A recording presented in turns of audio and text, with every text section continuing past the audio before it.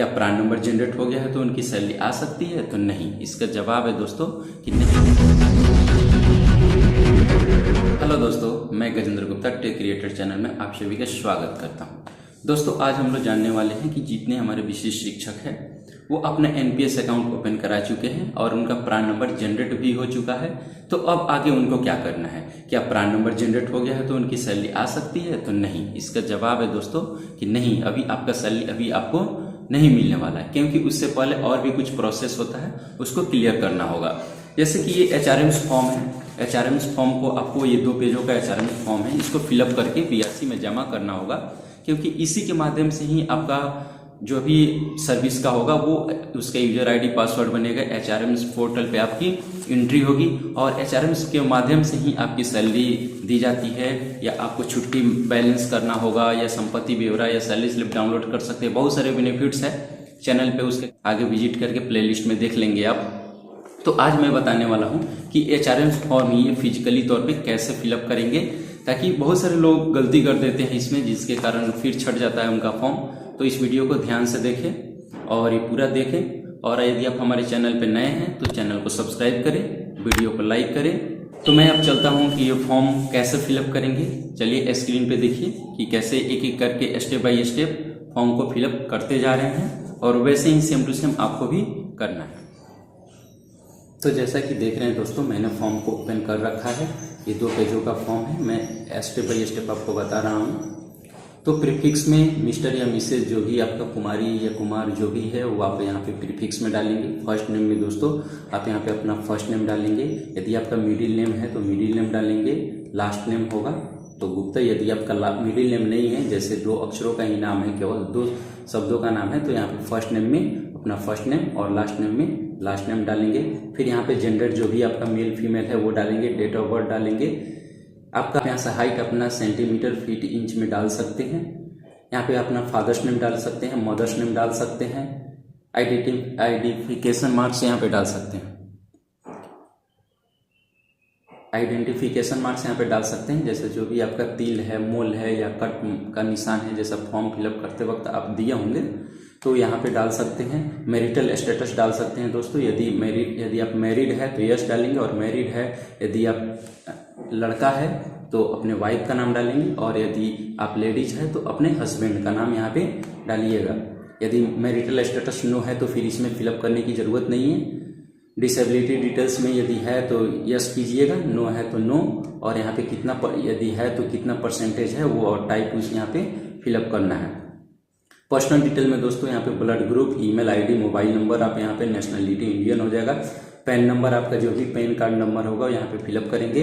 PRAN number यहाँ पे आपका जनरेट हो चुका होगा दोस्तों, तभी आप ये वीडियो देख रहे हैं। तो प्रान नंबर यहाँ पे हम फिलअप करेंगे। यहाँ पे आधार नंबर डालेंगे।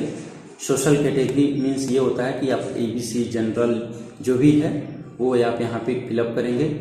परमानेंट एड्रेस यहाँ पे 2 लाइन 1 लाइन 2 स्टेट डिस्ट्रिक्ट दिया हुआ है, तो यहाँ पे विलेज, एक में पोस्ट में ऐसे पुलिस स्टेशन डाल करके स्टेट यहाँ पे और डिस्ट्रिक्ट, और लास्ट में यहाँ पे पिन कोड अपना डाल सकते हैं दोस्तों। अब ये मेन ये होता है कि एम्प्लॉय ऑफिशियल डिटेल्स में, ऑफिशियल डिटेल्स में ही लोग गलती कर बैठते हैं, तो आपको इसको ध्यान से देखना होगा। पहला जो है एम्प्लॉय टाइप में रेगुलर होगा, और यहाँ पे जो भी आपका यदि प्राइमरी के है तो PRT, 6 to 8 है तो GT, जो भी है आप वहाँ पे डाल सकते हैं, या 1 to 5 कर सकते हैं। सर्विस टाइप में परमानेंट हो जाएगा, आप परमानेंट भर लीजिए। कैडर में बहुत लोग C भरते हैं तो वो अलग की बात है, C कैडर। लेकिन आप यहाँ पे डिस्ट्रिक्ट लेवल पे आप हो चुके हैं, पहले पंचायत लेवल पे थे आप नियोजित शिक्षक थे, लेकिन अब विशिष्ट बन गए हैं तो डिस्ट्रिक्ट आपका कैडर हो गया। डिपार्टमेंट, पेरेंट डिपार्टमेंट जो है एजुकेशन डिपार्टमेंट हो गया आपका, और करेंट डिपार्टमेंट भी आपका एजुकेशन डिपार्टमेंट हो गया। करेंट डेजिग्नेशन दोस्तों यहाँ पे आप विशिष्ट शिक्षक डालेंगे, और जो होंगे 1 to 5 या 6 to 8 तो वो यहाँ पे भी मेंशन करेंगे। ऑफिस एड्रेस दोस्तों आप यहाँ पे अपने विद्यालय का नाम डाल सकते हैं, जो भी आपके स्कूल का नाम है वो यहाँ पे फिल कर सकते हैं। सोर्स ऑफ रिक्वायरमेंट होगा आपका सक्षमता 1 दिए हैं, तो यदि सक्षमता 2 वाले इस वीडियो को देख रहे हैं तो अपना सक्षमता 2 डालेंगे। ऑर्डर इशू में यहाँ पे DO वेस्ट चंपारण, जैसे जो मेरा जिला है तो वो जिला आप अपना डालेंगे DO करके, और यहाँ पे जो भी आपका डिस्ट्रिक्ट होगा वो डिस्ट्रिक्ट यहाँ पे मेंशन करेंगे। अपॉइंटमेंट लेटर दोस्तों, ये अपॉइंटमेंट लेटर जो प्रतिस्थापना पत्र मिला है आपको, उसमें ऊपर बाएं साइड में दिया होगा WCHO करके होगा, तो यहाँ से वो आप यहाँ पे पूरा डाल सकते हैं अपॉइंटमेंट ऑर्डर डेट। और वो जो अपॉइंटमेंट लेटर मिला है, जो आपको नियुक्ति पत्र मिला है, वो किस डेट को मिला है वो डेट को डालना है। और ज्वाइनिंग या चार्ज टेकन डेट जो है, आप जिस दिन विद्यालय में ज्वाइनिंग किए हैं, तो सभी साथी हमारे जो है 1 जनवरी 2025 को ज्वाइनिंग किए हैं, तो ज्वाइनिंग डेट डालिएगा। और ज्वाइनिंग टाइम आपका क्या है वो यहाँ पे ज्वाइनिंग टाइम देख लेना है। अब यहाँ पे ऑन बोर्डिंग एक फॉर्म है, ये आपका अपना पर्सनल डिटेल्स का हो गया। और यहाँ पे अब जो है आपका सैलरी रिलेटेड ये होता है, तो यहाँ पे प्रान नंबर डालना है आपको। आपका प्रान नंबर जनरेट हो गया है तो प्रान नंबर डाल देना है।